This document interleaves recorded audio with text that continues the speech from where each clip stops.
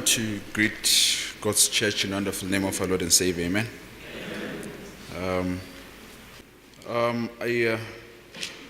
Based on the intentions of this Sabbath morning or the entire Sabbath by the leaders, I decided to break away a bit from the tone of the theme chosen, or the series rather. I'll complete the series tomorrow of Chosen. Today I want to jump into something that follows along the lines of what Pastor Bo maybe touched on yesterday. And I'm looking at the parable, Matthew 22.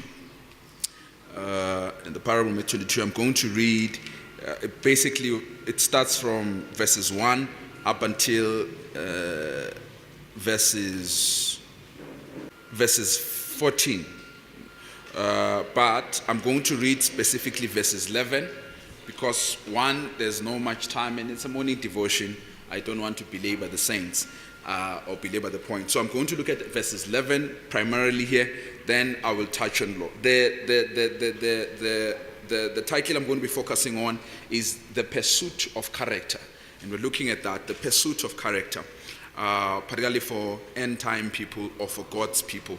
And that's what we're going to be looking at. I may skip a number of things. I've written an article before on this, but two, on SoundCloud, there is an audio where I tackle the law much more thorough. But anyway, Matthew 22, verses 11. The Bible says, and when the king came in to see the guests, he saw there a man which had not a wedding garment. Then verse 12, and he said unto him, Friend, how comest thou hither, having not a wedding garment? And he was speechless. Verses 13, and the king said to the servants, Bind him hand and foot, and take him away, and cast him into the outer darkness. There shall be weeping and gnashing of teeth. Let me read a quotation from Christ Object Lessons that we probably are very familiar with. In Christ Object Lessons 310 or 309 up until 310. The first one, it says, the wedding garment represents the character which all must possess who shall be accounted fit guests for the wedding. The next one says, by the king's examination of the guests at the feast.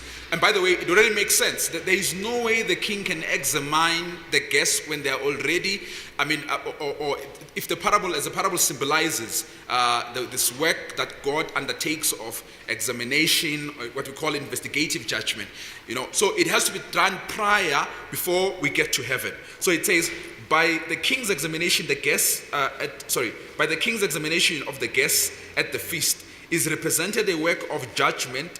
The guests at the gospel feast are those who profess to serve God, those whose names are written in the book of life, but not all who profess to be Christians are true disciples before the final reward. The man whom the king finds here without the wedding garment is simply represents a section of Christians or a group of Christians who chip in or who take light the work of building character. So this particular individual only was interested in feasting at the master's table, had no regard whatsoever at the role or at the most important work of character transformation. He had no regard for that. In the Bible, and particularly in texts like Revelations, is it Revelations 3? I think, let me just check. And the book of Ephesians. Not Ephesians, but Philippians. Philippians 4:3 and Revelations 3:5. You find Paul saying, greet the woman whom I labored with, whose names are written in the book of life. And is it Pakoki, who may his soul rest in peace, who he writes a very good article about this, how in the Bible names are carriers of personality, are carriers of character. So what am I saying?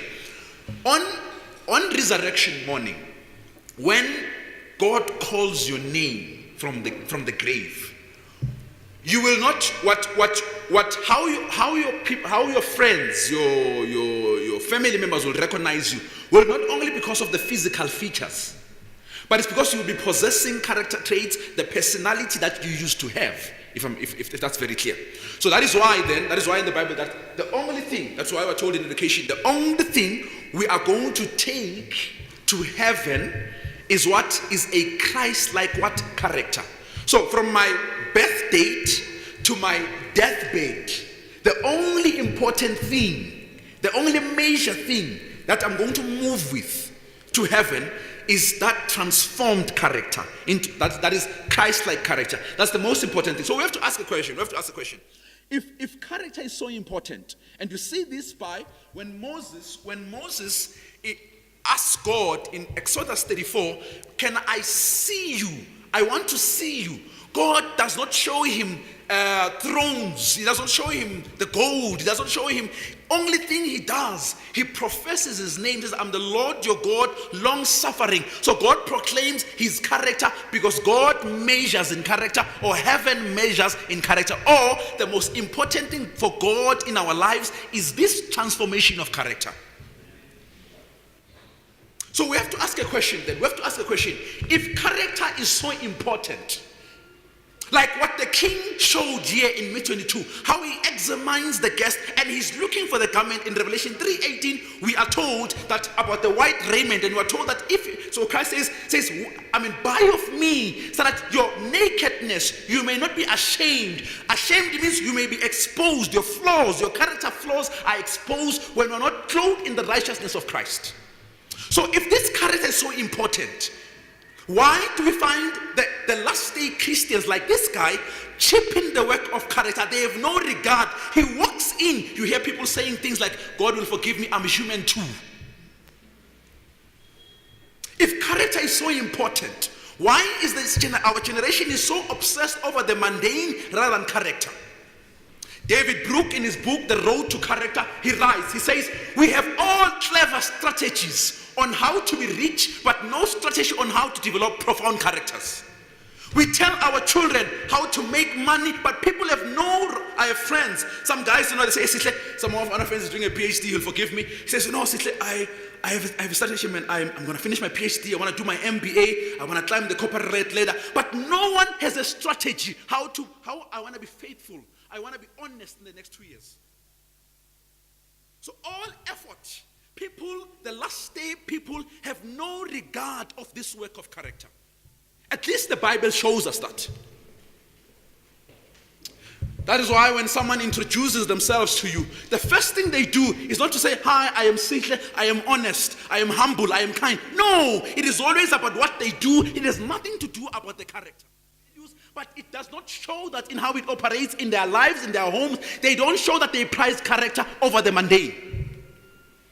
Who of you throws a birthday celebration? That, my child, I want to throw a birthday celebration. You know what? You've been very honest.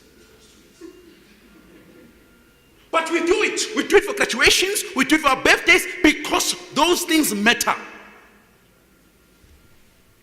Professor Kolela Mangu in UCT, where I come from, he says, well, I don't come from UCT, but I'm saying SA. So he says, the point, anyway, let me leave that, but the point I'm trying to argue here, he says, if you don't organize, and that's what God was trying to do, if you don't organize the social space that you live in, to try and communicate your values, the next generation will see that all is talk, but we're not serious about this business. I was at another church, affluent kids, from a background of affluent kids, and one of the ladies there was trying to talk to them about health, the importance of health. What the kids were struggling with was what they were hearing at church and what they were hearing where? At home. The dissonance was so loud, they were struggling to see that this thing is important. What am I saying? If character matters, we will organize the value systems of our homes to communicate that character development is important. Our children belittle honesty. They belittle faithfulness because we don't take those things seriously. We want to thank God for people like the CJ who do that at a national platform. Because the problem of this current generation is exactly that, is an obsession over the mundane and the belittling of the transformation of character, the work of character. One lady friend, her Tanda was sharing, she says something very interesting. In fact, I was not told by her in Nigeria, we were told by the husband. The husband says, when I was proposing her, one of the things she asked me was this: what character traits do you have that will complement the character weaknesses so that we both of us get to heaven one day? It made him sweat. It made him think, because these are deep character questions that people don't consider. And some of us are going to some of us will lose out on heaven because we prize other things except the work of character. So we married people who have flaws, character flaws, and they imprinted them on us.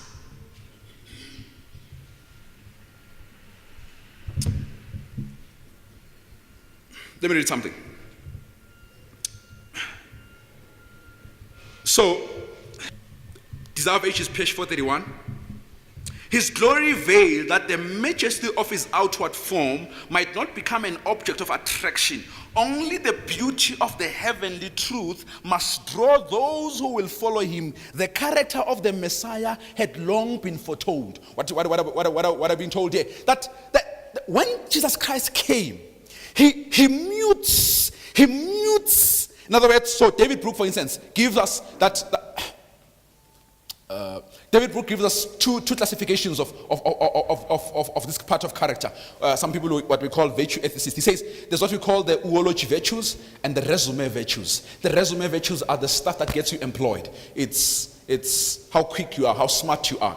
It's stuff for the CV, what we call a back home CV. But oology virtues are the deep-seated characteristics, deep-seated virtues. How warm you are, how generous you are. It's stuff we talk about at the obituary. And he says people measure at the resume instead of the oology. So when Jesus Christ comes on earth, what Mr. White is saying in page 431, is that Jesus Christ mutes the resume as such. What was supposed to be attractive outwardly about him, he mutes it, he veils it, so that he can amplify the deep-seated character virtues. And we're told from inspiration that the Jews, because they were looking for outward attraction, failed to see the character of the Messiah. But we're told the Bible had long foretold the character of the Messiah. Because our current generation, even the past generation, has no regard for work of character or for profound character. In 2 Peter 1 verse 5, let's close it with that text. It borders on what we shared about in the morning yesterday.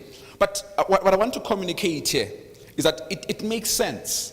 It makes sense why people will measure over the mundane. Why when even we describe our friends, we will describe them on what they have, on what they do instead of who they are.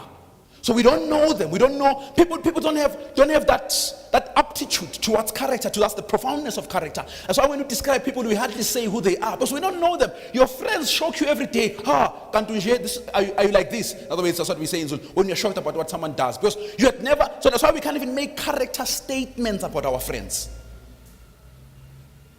What God does about Job, I know my servant Job, he will what? He will never do such a thing. So those character statements, I know so and so, he will not cheat against, because we don't know them. But it makes sense because the work of character is not an easy thing. That is why people flaunt before us the mundane. That is why people are so materialistic. That's why people expose the material before they expose the content of their character. Because character development is a hard work. 2 Peter 1 verse 5. The Bible says, and besides giving all what? that word comes up again. Giving all diligence, in other words, effort, hard work. N.T. Wright, in his book called Why Character Matters, he writes about this, the profoundness of this, and he gives a survey that character is not something that just falls easily on your lap. Mrs. White would say character, the work of development of profound characters is not an accident. You don't wake up morning and say, I'm good, today I'm loving, today I feel like being loving. It says, add to your faith virtue, knowledge, and to the knowledge temperance, and to temperance. But what I emphasized there, what I just wanted to emphasize was the part that character development, or the task of the transformation of character, of all our own characters, God's elect people in the end time, is something that demands, crying over our knees, praying over our weaknesses. It's hard work. A colleague of mine, I'm going to close with the story. I sort of have, she goes to a charismatic church, one of those charismatic churches, and there were times when she would invite me to her church, and and because I have a task, you know how we do. We have a task of bringing God's people to God's fold. Revelations 18, come out of here, my people. So you take along because you want to also invite and all that. But anyway, so I've sort of gotten close to her because I sort of known her struggles and all that. And one moment we are. So I sort of know how much she earns. I sort of know her struggles. Just to put the context, not that I'm gossiping, just to put the context. So she was impregnated by a guy at church, and the guy just left her like that. So she has a child now. She has to take care of the child and all those things, And that's exactly the thing. It's a guy who sings at church. People who have no regard for profound characters, but they want to feast at the master's table. So she's impregnated by this guy. This criminal runs away and leaves her like that. So I sort of know her struggles. And then she shows me, one time when we were working, she shows me, this is my sin. She shows me, she says, hey, Sihle, I bought a car. And I'm thinking, so in my mind it goes like, I'm trying to think about her finances. And I'm thinking about, she has a child, she has to pay for the house, a car, But what I'm saying here says, don't lose it. What God talks about, the diligence of this character transformation, the work, that it's easy to obtain material things. It's difficult to obtain profound characters, Christ-like character. It's hard work. Amen. We studied with dunderheads at school. You know it. The guys who were just idiots. But you come back home, you say, the guy says, I just bought myself a car. Because those things are easy things. It's difficult to possess a profound character. And that's why that parable, Christ comes in, and the examination is to check whether, and what frustrates Jesus Christ is that the garment is for free, or the provisions to obtain that character have been made available. May God bless you.